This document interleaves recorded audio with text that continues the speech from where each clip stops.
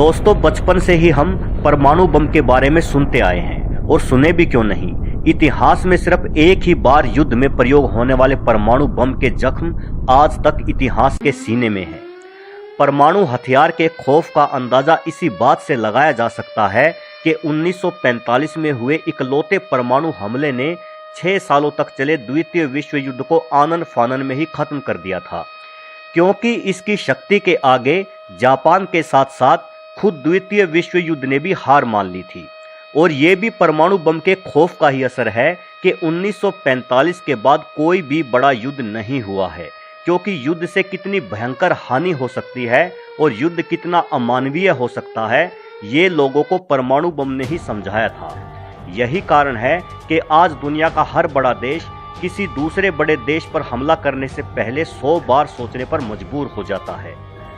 लेकिन दोस्तों, ऐसा भी नहीं है कि अब फिर से दुनिया में कभी परमाणु बम का इस्तेमाल हो ही नहीं सकता। असल में इस पूरी दुनिया में जितने भी जीवों को प्रकृति ने बनाया है, उनमें से हम यानी मनुष्य सबसे हिंसक जीव है। हमें जो भी उपहार इस प्रकृति ने दिया है, उसी का इस्तेमाल हमने प्रकृति को नष्ट करने में किया है। और आप मेरा यकीन मानिए कि इस बात की संभावना बहुत ही ज़्यादा है कि आपके इसी जीवन काल में आपको एक परमाणु हमला देखने को मिले। तो दोस्तों, वैसे तो मैं भी आप लोगों की तरह ही हमेशा भगवान से अभिलाषा करता रहूँगा कि हमारी पृथ्वी को फिर से कभी परमाणु हमले का दंश ना झेलना पड़े। लेकिन दोस्तों, अगर ऐसा हुआ तो इस स्थिति में आपको क्या करना चाहिए, ये जान लेना भी आपके लिए बहुत ज़रूरी है। दोस्तों, परमाणु बम से बचाव के तरीके जानने से पहले मैं आपको संक्षेप में ये बताना चाहता हूँ कि परमाणु बम है क्या और ये कैसे काम करता है। परमाणु बम बनाने में प्लूटोनियम और यूरेनियम जैसे रेडियोधर्मी तत्वों का इस्तेमाल किया जाता है। ये ऐसे तत्व होते हैं जो खुद की ऊर्जा पैदा करने में सक्षम हैं। एक मुट्ठी भर यूरेनियम से इतनी ऊर्जा पैदा की जा सकती है जितनी कि एक ट्रक कोयले से। विस्फोटक के तौर पर इस्तेमाल करने से 1 किलो वजनी परमाणु बम इतना ही घातक होता है जितना कि 10 लाख किलो वजन का कोई साधारण बारूद वाला बम। दोस्तों, परमाणु बम के हमले से बचने के लिए जो सबसे पहला कदम आपको उठाना चाहिए वो ये है कि अगर हमारे देश के साथ किसी दूसरे देश का युद्ध छिड़ जाए और हालात सुधरने की बजाय दिन ब दिन खराब होते जाएं और आपको ऐसा लगे कि कोई देश हमारे देश पर परमाणु हमला कर सकता है या करने की धमकी दे रहा है, तो सबसे पहले तो अगर आप घनी आबादी वाले क्षेत्र मसलन दिल्ली और मुंबई जैसे बड़े शहरों में रहते हैं, तो तुरंत इन शहरों को छोड़कर आप अपने किसी ऐसे दोस्त या रिश्तेदार के घर जा सकते हैं जो छोटे शहरों या गाँव में रहते हों।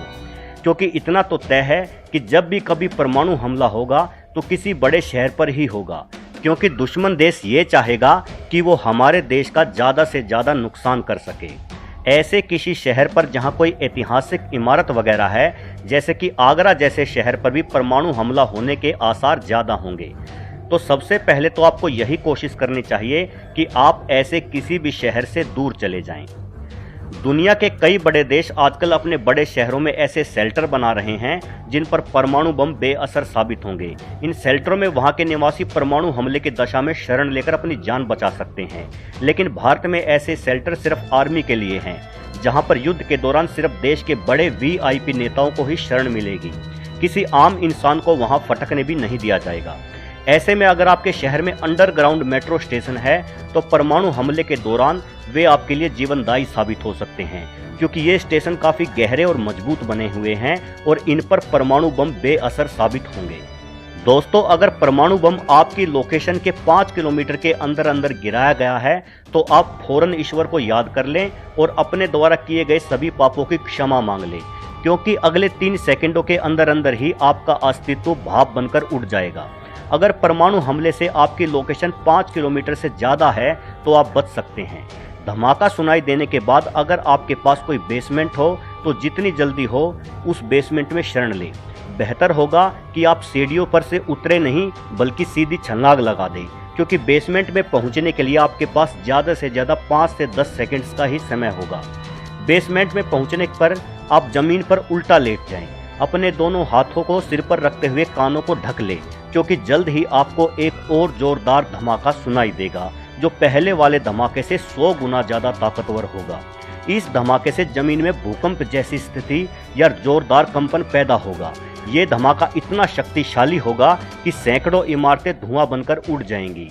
अगर आप किसी गहरे बेसमेंट में हैं तो हो सकता है कि आपका बेसमेंट भी तबाह हो जाए, लेकिन अगर खुशकिस्मती से दूसरा धमाका होने के बाद भी आप सही सलामत हैं तो अब आपका सामना होगा आसमान से बरसते मलबे यानी फॉलआउट और रेडिएशन से।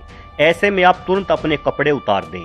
इसके बाद अगर आप जख्मी हैं तो फर्स्ट एड किट का उपयोग करें और सही सलामत हैं तो तुरंत स्नान करें ताकि फॉलआउट और रेडिएशन के बचे खुचे असर से खुद को यथाशीघ्र बचा सकें। अभी भी आप किसी भी सूरत में बाहर निकलने की भूल ना करें, क्योंकि बाहर हानिकारक रेडिएशन के साथ साथ तेज धमाके की वजह से बेहद विनाशकारी तूफान भी आ चुका होगा।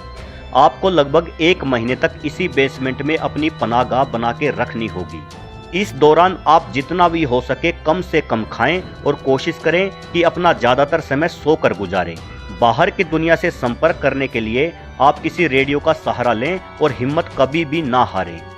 अगले कुछ दिनों में आप रेडिएशन का शिकार हो सकते हैं, जिसमें आपको बुखार, उल्टियाँ, दस्त या घुटन हो सकती है। अगर आपके पास पैरासीटामोल या कोई और दवाई है तो आप उनका इस्तेमाल कर सकते हैं। परमाणु धमाके के ज़्यादा से ज़्यादा 5 से 7 दिनों के अंदर मददकारी और फौजी दस्ते आपके इलाके में पहुंच जाएंगे। तब तक आप रेडियो पर खबर सुनते रहें और जब आपको पूर्ण विश्वास हो जाए कि आपके इलाके में मदद कार्य शुरू हो चुका है तो बाहर निकलकर नज़दीकी मददकर्ता दस्ते से तुरंत संपर्क करें ताकि आपको परमाणु विस्फोट की चपेट में आए हुए इलाके से फौरन बाहर निकाला जा सके। यदि कोई भी मददकर्ता दल आप तक ना पहुंच सके तो कम से कम 20 दिन बाद ही आप बेसमेंट से बाहर निकले। अब तक विनाशकारी तूफान थम चुका होगा। बाहर निकलने के बाद आपको एहसास होगा कि लाखों में से सिर्फ आप ही जिंदा बचे हैं। अब आप जितना भी जल्दी हो सके उस इलाके को छोड़ दें और रेडिएशन खत्म होने के बाद ही उस इलाके में वापस आएं। तो दोस्तों, आज की इस वीडियो में बस इतना ही। भगवान ना करे कि कभी हम में से किसी एक के साथ ऐसे हालात हों कि हमें इन उपायों की मदद लेनी पड़े। उम्मीद आपको वीडियो पसंद आया होगा। अगर पसंद आया हो तो वीडियो को लाइक करना ना भूलें और अगर पसंद नहीं आया हो तो डिसलाइक भी करना ना भूलें। और जानकारी से भरे ऐसे ही और भी वीडियोस देखने के लिए आप मेरे चैनल को सब्सक्राइब जरूर कर लें। धन्यवाद।